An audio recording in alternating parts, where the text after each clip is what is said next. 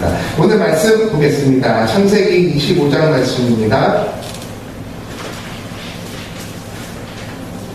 창세기 25장 19절에서 26절의 말씀입니다. 창세기 25장 19절에서 26절입니다. 저와 한 절씩 교독하시겠습니다. 아브라함의 아들 이삭의 족보는 이러하니라. 아브라함이 이삭을 낳고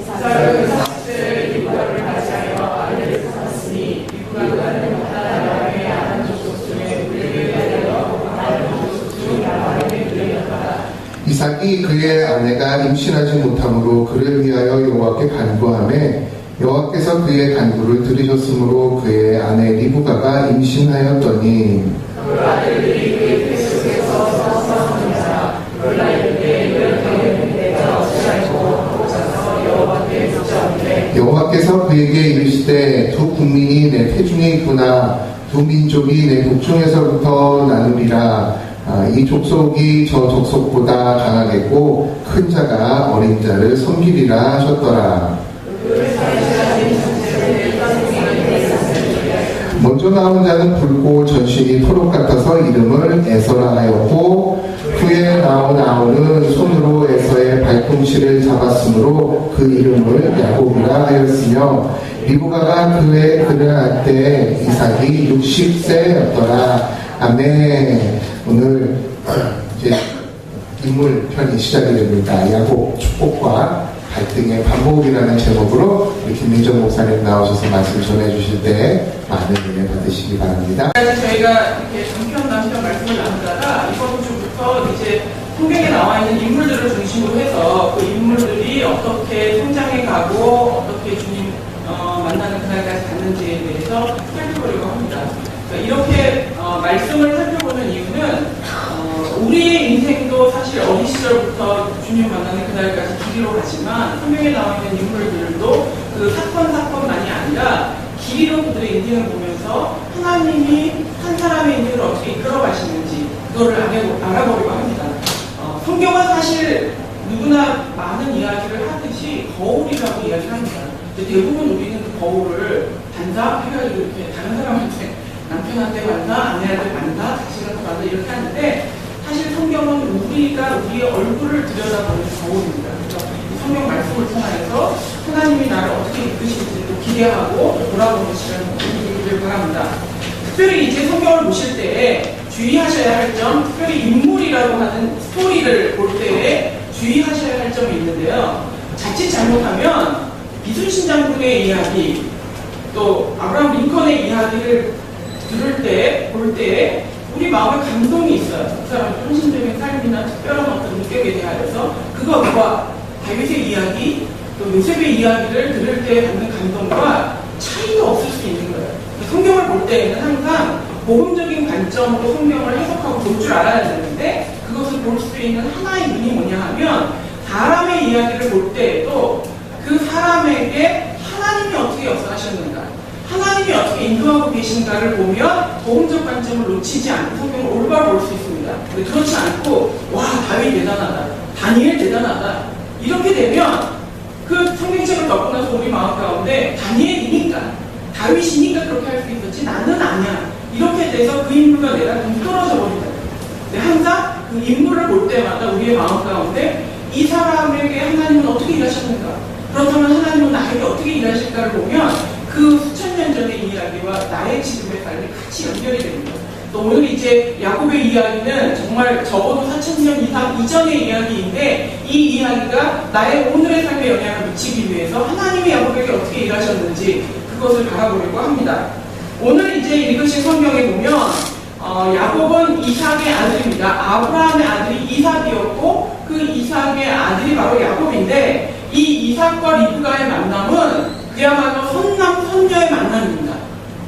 그 위대한 믿음의 조상 아브라함의 약속의 아들, 100세에 낳았던 유일한 약속의 아들이 이삭이었고 정말 좋은 가문에서 잘 곱게 자라난 딸이 리브가였습니다. 그 이삭과 리브가가 만나서 정말로 멋진 가정을 이루었는데 참 재미있는 사실은 그 부모였던 아브라함과 사라가 불임으로 되게 힘들어했던 것처럼 이렇게 멋진 만남, 너무나 드라마틱한 만남임에도 많은 장애의 걸림돌이 걸리고 간다는 사실이에요. 참 이 본문을 보면 하나님이 그렇게 약속을 하셔놓고 그리고 그 아버지가 그렇게 고생을 했는데 그렇게 해서 멋진 약속의 아들을 기다리고 낳았는데 그 아들이 또 부임을 겪게 되는 거예요. 왜 이렇게 좋은 일 가운데 어려운 일이 생기는지 그런 마음이 듭니다. 우리도 인생을 살면서 이 일은 너무나 좋은 일이니까 하나님의 뜻이니까 하나님이 고대했던 일이니까 승승장구하겠지 고속도로가 펼쳐지겠지 이렇게 기대한다면 사실은 오산이야. 인생을 살면 살수록 잘 아시겠지만 좋은 일이 있을 때에도 정말 하나님이 원하시는 뜻인 것 같아도 그 안에 어려움이 있고 장애물이 있다는 거예요. 아담과 아브라함과 사라에게 있었던 그 문제가 자식이었던 이삭과 리브가에게 똑같이 일어나게 됩니다. 그리고 이삭이 그 문제를 가지고 오늘 읽었던 본문처럼 기도함으로 말미암아 간신히 임신을 하게 돼요. 근데 이것을 보면서 우리가 깨닫게 되는 것은 하나님이 왜 그렇게 하셨는지는 이해할 수 없어요. 하지만 이 과정을 통하여서 이삭과 리브가가 분명하게 깨닫는 것은 약속과 생명의 근원이 하나님께 있다는 거예요. 남들 다 낳는 애들 내가 낳지 못한다 할 때에 우리에게 어떤 마음이 더 강화되냐 하면 하나님의 생명을 주시지 아니하면 아무것도 이룰 수 없고 어떤 것도 자연스럽게 그냥 된다고 하는 것이 없을 수 있구나 하는 것을 확실하게 알 수 있다는 거예요. 어찌 보면 이삭이 약속의 아들이었기 때문에 더욱더 너의 모든 생의 길들은 내가 열어주지 아니하면 그 무엇도 열릴 수 없다는 것을 너무나도 선명하게 첫 스타트부터 보여주셨던 것이 바로 그 야곱과 에서의 출생이 아니었나 싶습니다. 그렇게 해서 이삭은 기도를 열심히 하였고 자신의 아버지처럼 기적적으로 생명을 잉태하게 되었습니다. 그런데 문제는 그렇게 해서 하나의 문제가 고리가 풀린 것 같은데 또 하나의 문제가 온다는 거예요. 너무나 축복된 임신이 되었어요. 얼마나 감사해요. 그런데 쾌감을 느끼기 시작을 하면서 또다시 문제가 발생하게 돼요. 기도를 통하여서 얻었던 아들이었지만 그 안에서 또 문제가 시작이 되는데 그게 뭐냐 하면 뱃속에서부터 이 쌍둥이인 두 아들이 싸우기 시작하는 거예요. 활발하게 운동을 하는 것이 아니라 그 안에서 전쟁을 벌이기 시작을 하는 거예요. 그것 때문에 임신 중이었던 리브가가 너무 힘들었어요. 이 배 안에서 심상치 않게 이 두 쌍둥이가 다투는 것을 느끼면서 너무 힘들어서 하나님 앞에 기도하면서 묻자 하나님이 이렇게 대답을 하십니다. 창세기 25장 23절에 여호와께서 그에게 이르시되 두 국민이 내 태중에 있구나. 두 민족이 내 옥중에서부터 나뉘리라. 갈린다는 거야. 이 족속이 저 족속보다 강하겠고 큰 자가 어린 자를 섬기리라. 순리랑 뒤집어진 거예요. 작은 자가 큰 자를 섬겨야 되는데 큰 자가 어린 자를 섬기리라 라는 하나님의 메시지가 이제 리브가에게 주어졌어요. 오늘 이제 야곱의 인생을 바라보면서 제가 제목을 축복과 갈등의 반복이라고 되어 있는데 전체적인 그림은 어떤 그림이냐 하면 하나님은 야곱을 축복하셨어요. 첫째 아들인 에서가 아니라 둘째 아들인 야곱을 축복하셨어요. 근데 문제는 하나님의 약속의 축복을 받은 야곱의 인생이 너무 험난하다는 거예요. 너무 싸움이 잦고 다툼이 잦고 갈등이 잦다는 거예요. 왜 하나님이 이렇게 약속을 주셨음에도 불구하고 갈등 없이 살지 못하는 이 야곱의 인생에는 어떤 문제점이 있었고 무엇을 극복해야 했느냐. 어찌 보면 우리의 인생을 살면서 우리는 예수 그리스도를 영접하고 하나님의 자녀가 되는 권세를 얻었어요. 그거는 우리에게 정말 너무나 분명한 축복이에요. 그런데도 불구하고 우리에게 계속 반복적으로 일어나는 갈등과 다툼이 있어요. 그것이 정말 하나님께 원인이 있는 건지 아니면 나에게 원인이 있는 건지를 살펴볼 필요가 있다고 생각을 합니다. 오늘 이 야곱의 모습은 태어날 때도 그랬고 살면서도 그랬어요. 에서와의 장자권을 빼앗기 위하여서 에서에게 팥죽을 넘기면서 그것을 빌미로 장자권을 얻어냈어요. 아버지 이삭을 속이기 위해서 형의 옷을 입고 형의 흉내를 내고 형의 목소리를 따라하고 형처럼 이 양털을 붙여가지고 분장을 하면서까지 장자권을 훔쳐냈어요. 그리고 집에서 쫓겨나서 라반이라고 하는 삼촌네 집에 가서 살면서 속고 속이는 일을 하고 하나님과 싸우고 자식과 싸우고 일평생이 싸움의 연속이었어요. 야곱은 스스로가 자신에게 주어졌던 축복을 그냥 자연스럽게 기다리면서 받은 적이 없어요. 항상 하나님보다 먼저 가서 그거를 쟁취하려고 했고 하나님 대신에 내가 그것을 만들어내려고 노력을 했습니다. 도대체 왜 야곱은 이렇게 싸우면서 인생을 살아야 했냐는 거예요. 그렇게 어마어마한 어마어마한 약속을 받았는데도 불구하고 왜 자신의 인생을 축복 가운데서 아름답게 순리대로 가는 것이 아니라 반복적으로 다투면서 싸울 수밖에 없었느냐? 거기에는 야곱의 잘못된 몇 가지의 관점이 있는데 그 첫 번째가 하나님의 주권을 완전히 믿지 못했다는 거예요. 생각해보세요. 하나님은 주도적으로 둘째 아들을 택했는데 지금도 이제 좀 없어졌죠? 그 상속법이라고 하는 거가 자식들은 다 1대1 뭐 이렇게 간다고 해요. 그런데 우리도 몇십 년 전만 해도, 그리고 얼마 전만 해도 장자가 1.5고 뭐 차자 이렇게 1.5대 1대1 뭐 이런 식으로 갔었어요. 그런 것처럼 지금 시대에도 장자를 존귀히 여기는 시대인데 그 고대 시대의 장자라고 하는 것은 천부적으로 타고난 권리예요. 사람이 바꿀 수 없는 순서. 그가 그렇게 태어났기 때문에 당연히 이 권리를 누려야만 하는 사회적인 통념이에요. 그것을 거스르는 사람은 아무도 없어요. 그런데 하나님이 그 통념을 뒤집어 엎고 둘째를 택해버렸어요. 이유는 알 수 없으나 하나님이 둘째를 택하면서 그 통념을 뒤집어 버렸어요. 이것을 통해서 우리가 알 수 있는 것은 하나님이 택한 자가 권리를 받는 것이지 그냥 사회적으로 주어졌다고 해서 모두가 그 권리를 누리고 받는 것은 아니라는 거예요. 그러면 우리가 뭐 세상에서 경제적으로 정치적으로 큰 권력을 잡는 것을 고사하고 우리가 살면서 누리는 그것이 어떤 형태의 크고 작은 형태의 권리든지 간에 그것은 하나님이 허락해야 우리가 누릴 수 있는 것이지 하나님이 허락하지 않으면 누릴 수 없다는 거예요. 하나님은 참 희한하게도 역순으로 축복을 하셨어요. 그래서 그 장자의 권한을 둘째에게 주기로 작정을 하셨어요. 그 하나님의 뜻에 따라서 시대적인 약자였던 둘째, 그리고 성품적으로 여러 가지 면에서 너무나도 약점투성이었던 야곱을 하나님이 선택하고 작정했어요. 지난주 말씀을 기억하시는지 모르겠어요. 지난주에 제가 말씀을 드릴 때 하나님은 우리를 싹수를 보고 내가 네가 하는 거 봐서 축복을 줄게 이러지 않고 모태에서부터 축복을 작정하셨더라고요. 선택하는 순간에 나는 너를 보호하기로 작정했고 너를 인도하기로 작정했다라고 지난주 이사야 44장 말씀을 저희가 그렇게 전했어요. 오늘 그 똑같은 모습이 창세기에도 드러나는 것이 하나님이 야곱을 선택할 때 네가 하는 거를 봐서 네가 싹수가 있으면 너를 택하고 아니면 말고 그래서 이렇게 크는 걸 보면서 네가 잘 못하면 나는 너를 버려버릴 거야. 하나님은 이렇게 하지 않고 야곱이 그의 인생을 어떻게 가든 상관없이 하나님이 야곱을 그냥 택해버린 거예요. 시대적인 약자였고 성품적인 약자였어요. 우리는 보기저나 지금은 엄마 곁에서 요리나 하는 야곱이 멋지고 다정다감한 남성상으로 보이지만 그 당시에는 남자도 아니에요. 그 당시에 남자는 사냥을 해야 먹을 수 있었던 시대예요. 그러면 그 당시에 가장 멋진 남성상은 에서예요. 그 형이었던 에서. 활을 잘 쏘고 사냥을 잘하고 남성적이고 털이 많고 멋지고 힘있는. 근데 리브가는 그 야곱은 뭐죠? 리브가 옆에서 팥죽이나 집에서 이렇게 주방일하는 나약하고 잔머리는 잘 굴리지만 남성적인 매력 하나도 없는 자가 바로 야곱이라면 어찌 보면 그 야곱은 그 시대의 약점 수성이었던 그런 사람임에도 불구하고 하나님이 이 야곱에게 그 권리를 주셨다는 거예요. 우리는 이 하나님의 권리를 생각할 때 그럼 에서는 뭐야?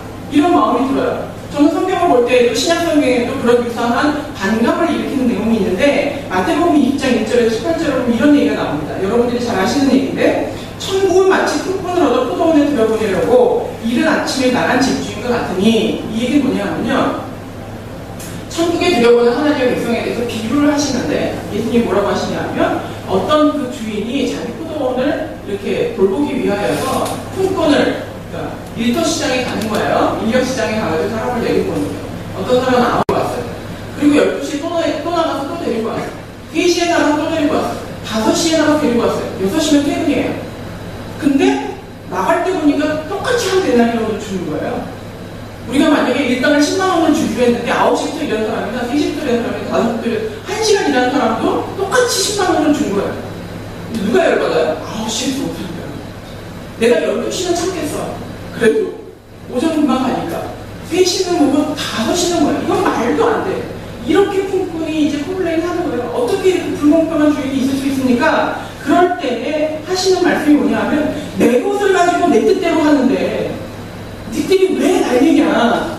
내가 선함으로 네가 악하다고 하느냐? 우리가 볼 때는 그 주인이 악한 것 같아요. 어떻게 어떻게 9시에 온 사람이랑 5시에 온 사람이랑 똑같은 기준으로 할 수가 있냐. 불공평해요.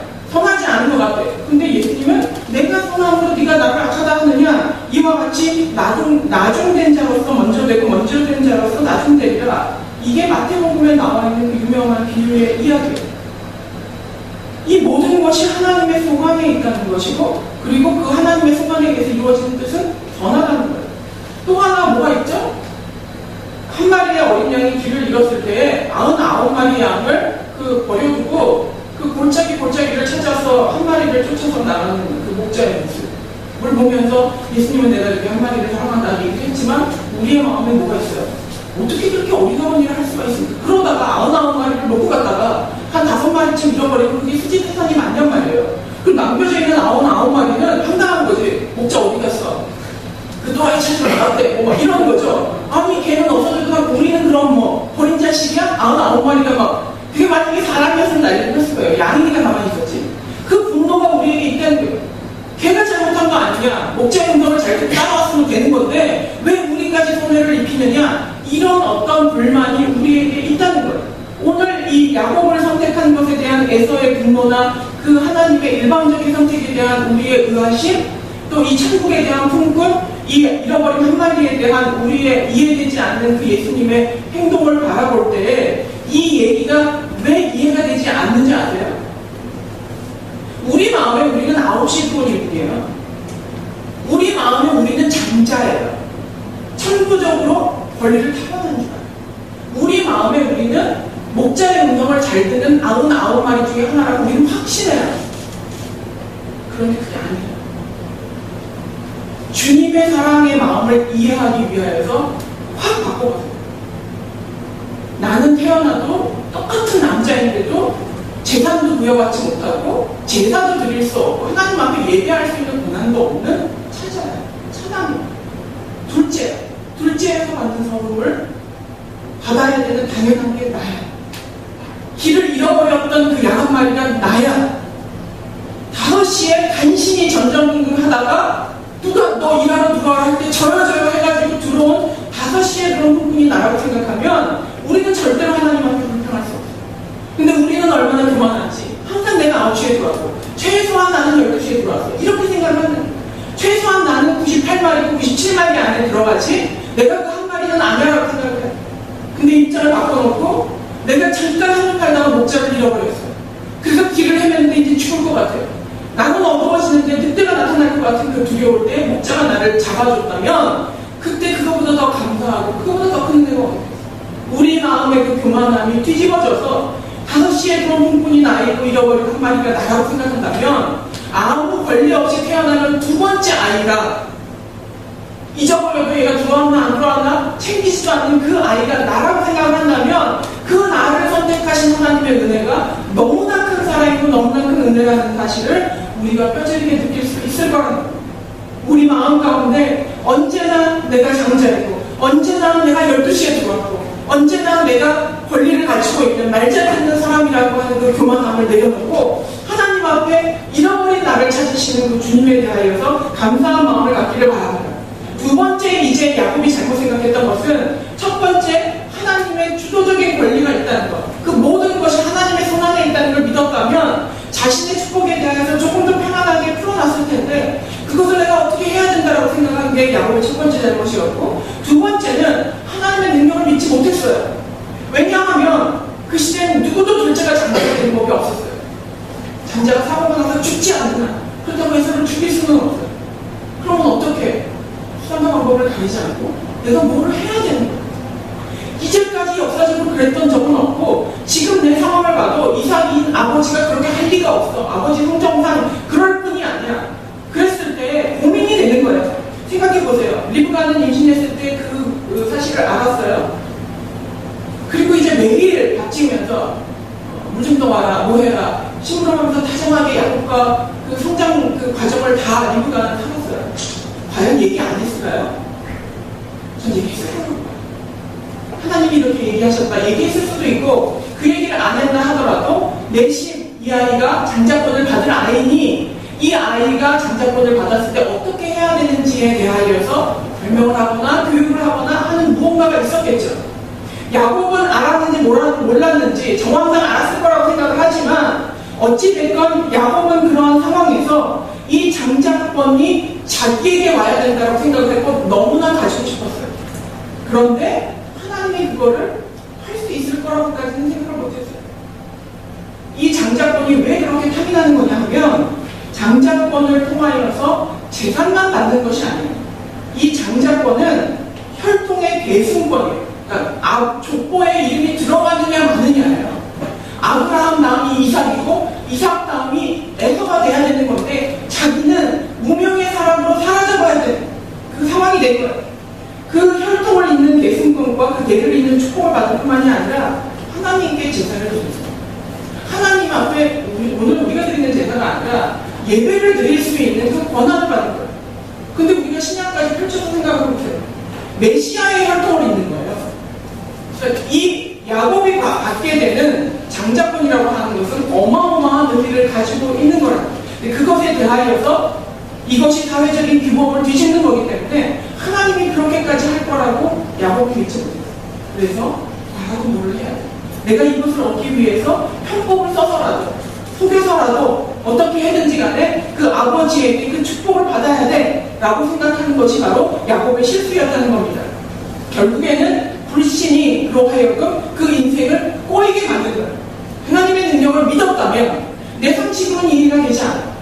여러분이 어떤 일을 하실 때 또 주를 위하여서 나의 인생 가운데 어떤 일을 하고 하나님이 나를 보고 계신다는 약속의 말씀을 듣고 내가 확신이 있다 하더라도 어떤 일에 직면하면요, 그것이 질병이든 어떤 사역이든 나의 사업이든 간에 어떤 일에 직면하면 우리 마음 가운데는 이건 안 된다 이 생각이 들어요. 모든 사람이 안 된다. 누가 봐도 안 되는 일인 걸 나도 알겠는데 왜 하나님은 자꾸 이 일을 하라고 하시지? 지금 봐서는 전혀 기미가 보이지 않아요. 야곱은 우리가 가지고 있는 그런 어떤 것보다도 더한 것이었어요. 이건 불가능해요. 때문에 하나님을 도와야겠다는 생각을 하는 거예요. 하나님이 혼자 하기 힘드시니까 나라도 도와야겠다. 편법을 써서라도 해야겠다. 이 생각이 드는 거예요. 그렇다면 우리도 똑같은 야곱과 같은 생각을 하고 있지는 않아요. 내가 최선을 다한다는 명목을 가지고 내가 움직여서 하나님을 도와야겠다. 과연 그것이 하나님을 돕고자 하는 것인지 하나님의 시간을 기다리지 못해서 조바심이 나서 나라도 어떻게 해야지만이 이런 것 같은 그 불안한 마음 때문에 하나님의 능력을 믿지 못해서 그러는 것은 아닌지 뒤돌아볼 필요가 있다는 것 때문에 하나님은 우리 인생을 향하여서 행하실 불가능한 일이 있습니까? 없어요. 돌들로도 아브라함을 만드실 수 있어요. 그냥 말 한마디로 천지를 창조하신 하나님. 그럼 여러분의 인생 가운데 불가능한 일이 있어요? 하나님이 맘먹은 없어요. 그럼 중요한 건 뭐예요? 마음을 먹어야 됩니다. 하나님의 뜻이 있느냐 없느냐가 중요한 것이지 뜻만 있다면 그거는 우리가 걱정할 일이 아니에요. 그건 하나님이 하시는 일이에요. 그럼 우리는 무엇을 위해서 기도해야 돼요? 하나님의 뜻이 나에게 있기 위해서 기도해야 되는 거예요. 하나님이 이 병을 낫게 해주시기 위하여서 하나님의 그 뜻을 돌이키기 위해서 기도를 해야 되는 것이고 하나님이 내가 하려는 이 일을 성취하려는 뜻이 있는지 없는지를 확인하는 것이 중요한 일이지 능력을 검증하는 일은 우리의 소관이 아니라는 거예요. 근데 야곱은 뜻은 알았는데 능력은 몰랐어요. 그래서 실수하게 된 거예요. 이제 세 번째로 마지막으로 이 야곱에게 있어서 실수했던 부분은 뭐냐 하면 하나님의 방법을 이해하지 못했어요. 하나님은 하나님의 방법대로 하나님의 시간대로 흘러갔는데 내 시간과 맞지 않는 거예요. 저는 살면서 여러 번 여러 말씀을 드리지만 하나님의 시간은 항상 늦은 것 같아요. 저는 정말 영혼이라는 시간에 비하면 점도 안 되는 짧은 시간을 살아서 그런지는 몰라도 하나님의 생각하시는 시간과 제가 생각하는 시간이 너무 안 맞아요. 우리는 생각에 우리가 훈련받으면 1년이면 그것도 세지. 뭐 많이 해야 2년? 내가 어떤 문제를 기도를 하면 정말 6개월 기도했는데도 응답이 아직도 없어? 1년을 기도했는데도 반응이 없어? 우리는 그렇게 생각해요. 저는 그래요. 근데 항상 하나님의 시간은 너무 어려워요. 제가 아주 길게 기도하는 제목이 두 가지가 있는데 제가 기억하는 게 93년도부터 기도를 했던 게 지혜를 달라고 하나님 저에게 지혜를 달라고 사물의 본질을 볼 수 있는 지혜를 달라고 나는 너무 미련하고 어리석으니까 하나님이 어떤 일을 하시는지 볼 수 있는 지혜를 달라고 1년을 기도하고 2년을 기도하고 5년을 기도해도 반응이 없어요. 제대로 반응이 없어요. 제가 알잖아요. 뭐가 좀 깨달아져야 돼. 깨달아지지가 않아. 그냥 오리무중이야. 그냥 어떤 상황을 받아. 근데 어느 순간에 제가 뭔가 이 변화를 느꼈는데 그때는 한 7년쯤 됐어요. 근데 그때 이게 왜 보이지? 어떤 복잡한 상황이 벌어졌을 때 그 문제의 원인이 표면이 아니라 그 이면에 있는 거라는 게 보이는 거예요. 그게 너무 신기해가지고 이게 보이네? 이게 뭐지? 하고 생각을 해봤더니 그냥 제 입에 달라붙어 있는 것처럼 계속 그냥 생각하든 안 하든 없이 늘 나왔던 하나님 나에게 지혜를 달라고 기도했던 게 벌써 7년이 된 거예요. 그때 제가 깨달았어요. 하나님의 시간은 정말 길어요. 하나님의 시간은 정말 길어요. 지금도 항상 기도하는 게 벌써 10년 넘은 것 같아요. 말씀의 능력을 달라고 언제나 기도해요. 빼놓지 않아요. 창피해서 여러분에게 말씀 못 드리는데 제가 기도하는 문구가 있어요. 지축을 흔드는 말씀의 위력을 달라고 묵은 땅을 완전히 바닥이 엎을수요. 아직은 아니고. 그러니까 어쨌든 저는 굉장히 길게 그래서 기도해요. 근데 그런 것처럼 우리가 생각하는 시간과 하나님의 시간이 너무 달라요. 내가 이렇게 기도했으면 우리 애가 이 정도면 변화돼야 되는데 이 정도면 좀 누군가가 반응이 있어야 되는데 우리는 1년이 지나고 2년이 지나도 응답이 없으면 마음이 시들해지고 하나님이 내 기도를 거절하신다고 생각을 해요. 그렇지 않아요. 하나님의 시간은 훨씬 하나님의 방법은 우리의 방법과 달라요. 하나님이 설마 밧줄을 팔아서 잔잔권을 줬을까요? 근데 야곱은 하나님의 방법을 인정하지 않았어요. 이해를 못했어요. 그래서 참 리얼한 방법을 썼어요. 허기가 지고 거친 성정을 가지고 있는 에서가 밖에서 막 사냥을 하다가 갑자기 들어오니까 배가 고프니까 한쪽한 것을 주면서 장작권을 바꾸자 이런 거 바꾼 얘도 웃긴 거고 이걸 가지고 바꾸자는 얘도 웃긴 거고 근데 어쨌든 바뀌었어요. 의미 없는 것 같지만 그 마음의 중심이 흔들렸기 때문에 그것을 통하여서 어떤 곡선이 깔리게 됐어요. 아 장작권이 뒤집어지구나 하는 일이 시작이 됐던 거예요. 그런데 문제는 이것은 속임수고 반칙이라고. 하나님은 절대로 반칙을 사용하지 않아요. 하나님은 속임수를 사용하지 않아요. 내가 마음에 조급해서 무언가를 이거는 하얀 거짓말이야 이런 마음으로 하려고 한다면 멈추세요. 하나님은 정도를 걸으시는 분이지 반칙을 사용하거나 속임수를 사용하지 않는다는 거예요. 야곱의 마음에는 이것을 에서에게 줘버리면 끝이라고 생각하는 거예요. 이삭이라고 하는 아버지의 권위가 그 권위를 가지고 입 밖으로 장자의 축복이 쏟아지는 순간 자기는 끝이라고 생각을 하는 거예요. 저는 바라보기를 우리는 성경을 아니까 설령 이삭이 에서에게 축복을 다 쏟아줬다 하더라도 하나님은 그걸 바꾸실 수 있는 분이라고 믿어요. 근데 야곱은 그걸 못 믿었던 거예요. 그래서 그걸 하기 전에 자기가 편법으로 에서인 척하면서 그걸 받아내야겠다라고 생각을 했다는 겁니다. 도대체 야곱은 그 인생을 어떻게 사는 거예요? 축복이 보장됐어요. 근데 계속 힘들게 내가 그걸 만들어가면서 내가 그거를 조작해가면서 내 힘으로 내 인생을 그 축복이라고 하는 목표에 도달하기 위하여서 만약에 부산에 축복이 있다고 하면 어떻게든 내가 차를 운전하고 가가지고 뭐 어떻게 하려고 지금 출발하지 않으면 내가 죽기 전에 이 축복을 갖지 못해 라고 생각을 하고 미리 출발을 하는 거예요. 자전거를 타든 걸어가든 말을 타든 차가용을 타든 하나님이 비행기를 띄우실 때가 생각을 못해요. 그게 우리예요. 우리에게는 야곱과 같은 부분이 없으니까 도대체 우리는 왜 누구와 무엇과 사람일 때도 있고 사람이 아닐 때도 있죠. 무엇 때문에 이렇게 싸우면서 살고 있는지 모르겠어요. 우리는 이 험난한 세상을 살면서 끊임없이 누군가와 싸워요. 때로는 돈과 싸워, 때로는 세상과 싸워, 때로는 부부끼리 싸워, 자식과 싸워, 질병과 싸워, 나의 꿈과 싸워, 목표와 싸워, 나의 건강과 싸워. 끊임없이 싸우면서 가는데 우리의 싸움도 야곱과 같은 식의 싸움을 한다면 우리는 축복을 보장받은 하나님의 자녀이면서 끊임없이 갈등을 반복하는 인생을 살 수밖에 없다는 거예요. 내 시간이 언제나 하나님의 시간보다 길다는 것을 반드시 기억을 하셔야 돼요. 하나님의 시간을 기다릴 수 없어. 내가 그 사이에 뭐라고 하지 않으면 나는 견디지 못하겠어. 이 마음을 내려놓지 않는 한 우리의 인생에서 이런 다툼을 없앨 수는 없다는 겁니다. 가정에서, 직장에서, 동료 간에 우리는 내가 가리되지 않으면 견디지 못해요. 친구끼리 만나도 어떤 사람은 자기가 막 웃긴 얘기를 하고 막 이 모임을 주도하지 않으면 직성이 안 풀리는 사람이 있어요.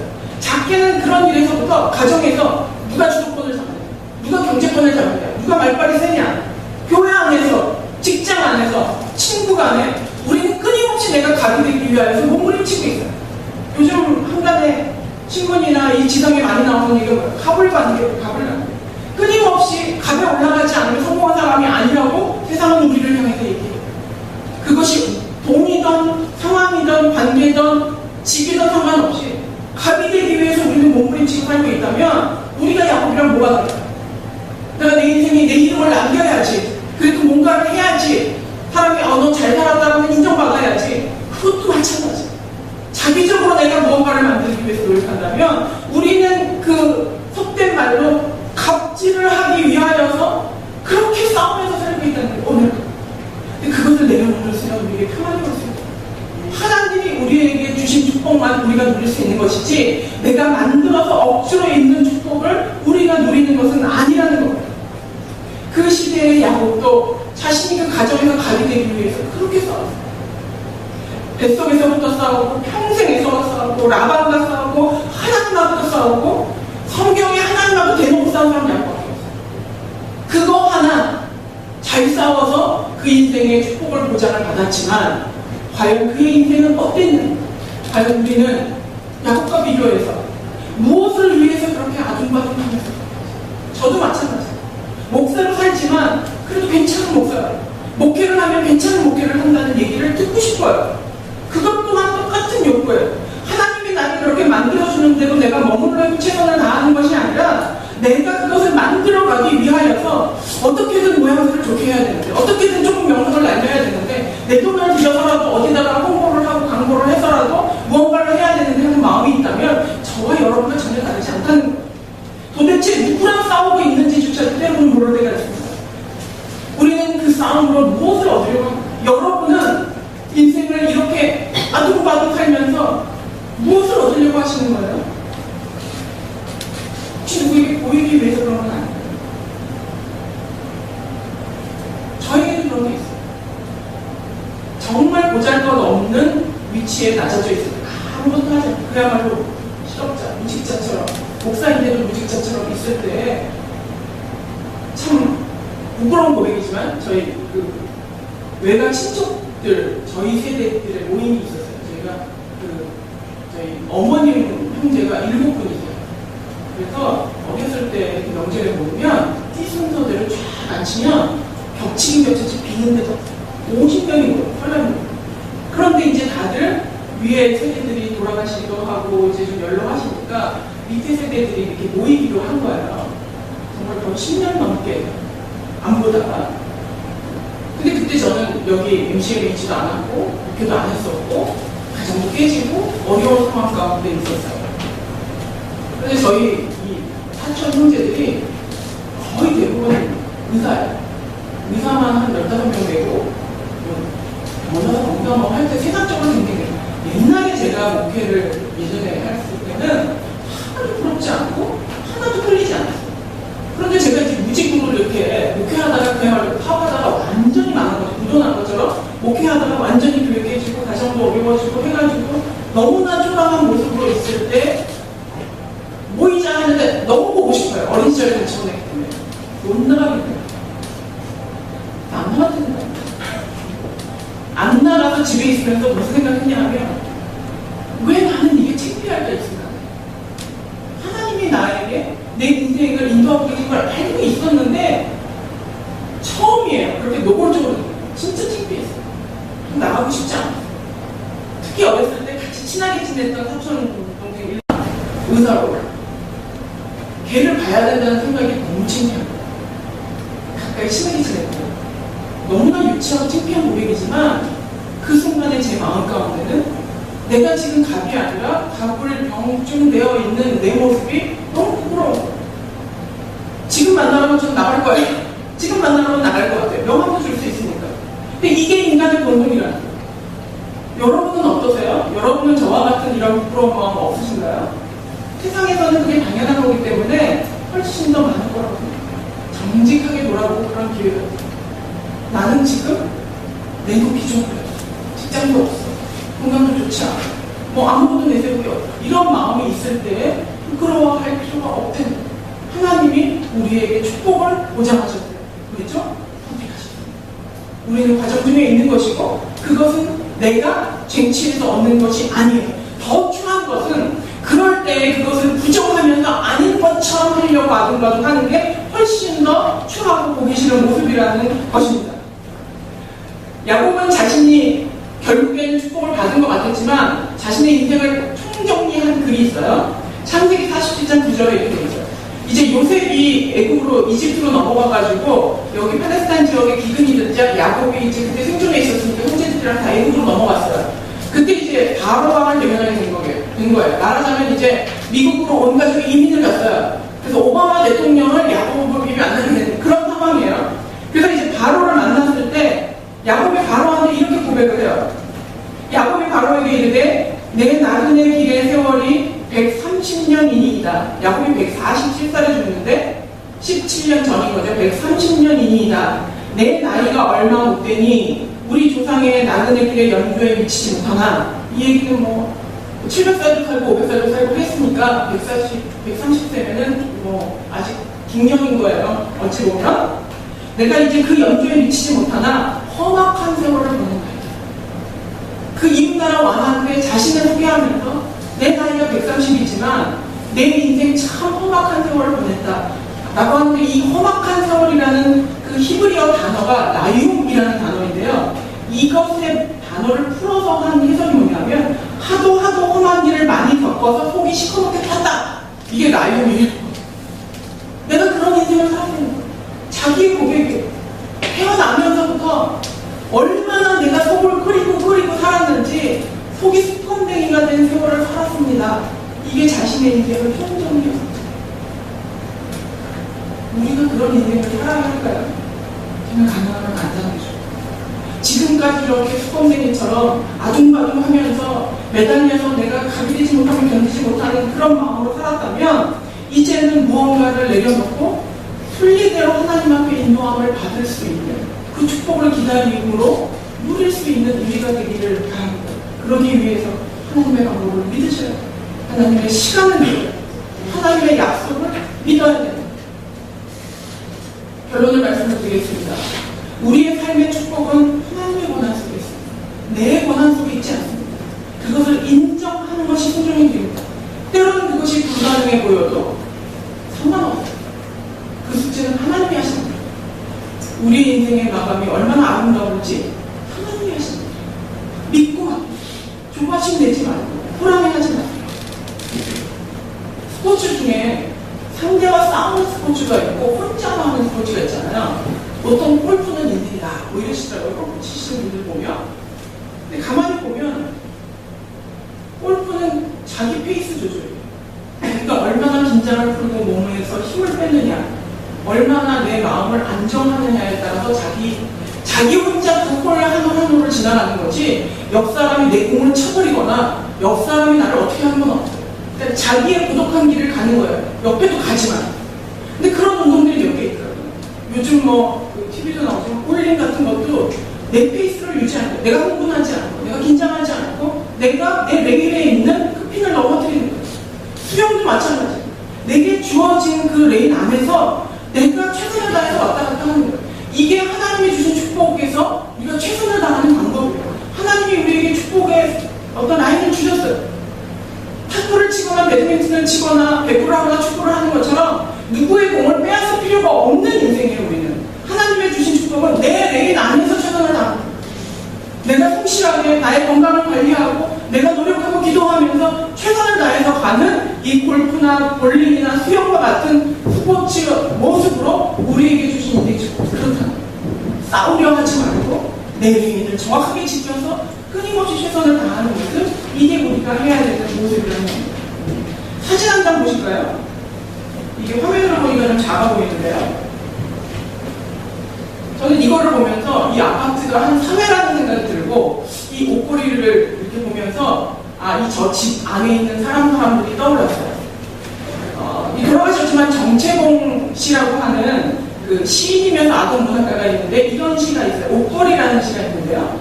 이야기가 있는데 세탁소에 갓 들어온 새 옷걸이한테 신입이 들어왔어요. 목걸이가. 신입 목걸이가 들어왔는데 헛 목걸이가 한마디를 했습니다. 너는 목걸이라는 사실을 한시도 잊지 말길 바란다. 조언을 하셨어요. 헛 목걸이가. 너는 목걸이라는 사실을 한시도 잊지 말길 바란다. 왜 목걸이라는 걸 그렇게 강조하시나요? 잠깐씩 입혀지는 옷이 자기의 신분인 양 교만된 신은 목걸이들을 그동안 너무 많이 사왔고 이 짧은 분량에 우리의 하나님의 주권과 인생에 대한 모습이 있는 것 같아요. 저 아파트처럼 우리는 각자 101호, 102호, 103호 살면서 각자에게 주어진 옷들이 입혀져 있어요. 내 인생의 길을 갈 때 어떨 때는 정말 허름하게 짝이 없는 옷을 입을 때도 어떨 때는 정말 네가 잘 나갈 때 멋지잖아. 이 시대 최첨단의 액세서리에 모든 걸 할 때도 어떨 때는 간신히 런닝 셔츠만 입고 있는 거지. 어디 나가기도 창피하잖아. 근데 문제는 이 목걸이라는 거야. 하나님 입혀주시는 거 입고 있다가 얼마나 거야. 야곱은 내가 그 옷을 고르려 내가 이 옷을 입어야 돼. 그럼 어떻게 되는지 아세요? 남이 내 옷을 벗겨요. 이 옷은 그 자리가 아니야. 우리가 아둥바둥 그렇게 사는 것이 야곱처럼 필요한 인생을 만들어요. 감사하게도 하나님은 그럼에도 불구하고 야곱을 인도하셨어요. 그리고 약속하신 축복을 주셨어요. 마땅치 않았지만 약속을 어기지 않으셨어요. 이제까지 우리가 그렇게 살았다고 하나님을 하시고 왜냐하면 하나님 우리를 이미 선택하셨거든요. 하지만 이 축복 가운데 우리의 인생을요 조금 다르게 살 수 있어요. 헛옷걸이의 조언을 삽시다. 너는 그냥 옷걸이 마치 네 몸에 걸려있는 옷이 네 것이면 생각하지 마. 그때 정말 하나님이 우리에게 주시는 진짜 옷을 잘 입고 하나님이 복귀는 그날 또 다른 새 옷을 입을 수 있다는 겁니다. 축복은 남의 것을 위한 것이 아니라 내게 정해진 인생의 레일을 최선을 다해서 수영하고 달려가는 운동선수와 같습니다. 옷은 내가 선택해서 입는 것이 아니고 하나님이 입혀주시는 그때까지 기다리는 겁니다. 우리는 본분을 다하여 내가 정해진 레일을 달려가는 뿐입니다. 내 소임을 다하는 목걸이를 잊지 말고 싸움, 다툼, 분쟁, 누가누가하는 삶보다는 믿음으로 순종하면서 그 축복을 인내하고 기다립니다. 내게 주어진 선에서 최선을 다하면서 하나님이 이적을 이루시는 그날, 하나님의 능력으로, 하나님의 방법으로, 하나님의 시간에 있는 그날을 기다리는 여러분이 되기를 바랍니다. 이 시간에 다 같이 찬양을 한번 불러주면 좋겠습니다. 주가 보이신 능력의 길, 다 주님과 함께. 주가 보이신 생명의 길, 나 주님과 함께 사랑 마음을 들리며 주님 앞에 나의 의로움이 되시고 여러분의 인생을 생각하시는 나의 가는 길을 누가 지키시는지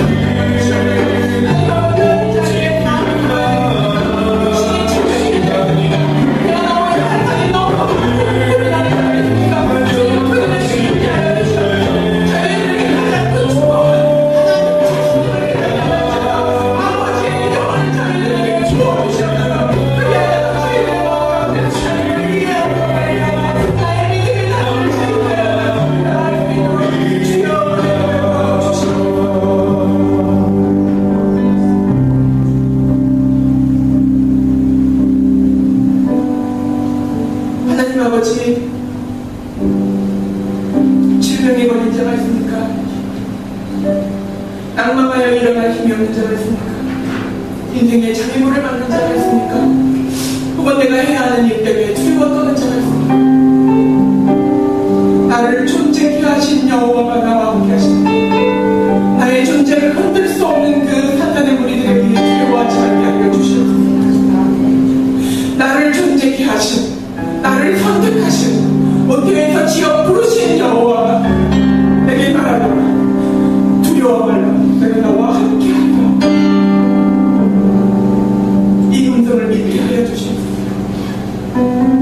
다른 사람의 내 인생을 침범하지 말게 하시고 내게 주어진 인생의 길을 갈 때 하나님의 시간과 하나님의 방법대로 최선을 다하여 순종하는 믿음을 주여 저희들에게 허락하여 주시옵소서. 이 땅에 야곱과 같은 생을 살아왔던 과거가 있다면 주님 이제는 쉬고 싶습니다. 이제는 평안을 누리고 싶습니다. 이제는 안동하며 나의 인생의 길을 가고 싶습니다.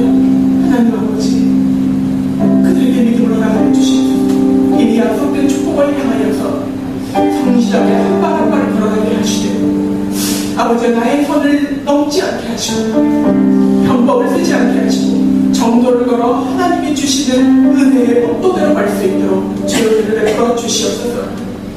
내게 걸려있는 지금의 이 옷이 마치 나인 양 착각하지 않게 하시고 나에게 이 옷을 걸어준 이가 있다는 것을 한시도 잊지 말게 하여 주시옵소서. 낭망할 것도 없고 자랑할 것도 없습니다. 하나님 아버지 두려워 말게 하시고 오직 저희들의 입술에서 여호와 하나님만을 자랑하는 저희들 수 있도록 주의 은혜를 베풀어 주시옵소서. 이제는 그의 머리 대신 예수 그리스도의 은혜와 하나님 아버지의 원하신 사랑과 성령님의 감동, 감화, 교통 충만하시니 이제 내가 오고리 힘을 깨달아 나에게 옷 걸어주시는 이에 순종하며 내가 약속받은 그 축복을 믿으며 두려워하지 아니하고 담대하게 나의 길을 성실하게 가기로 결단하는 사랑하는 강남우리의 성도들의 머리 위에 이제부터 영원토록 함께 하시기를 축원하옵나이다. 아멘.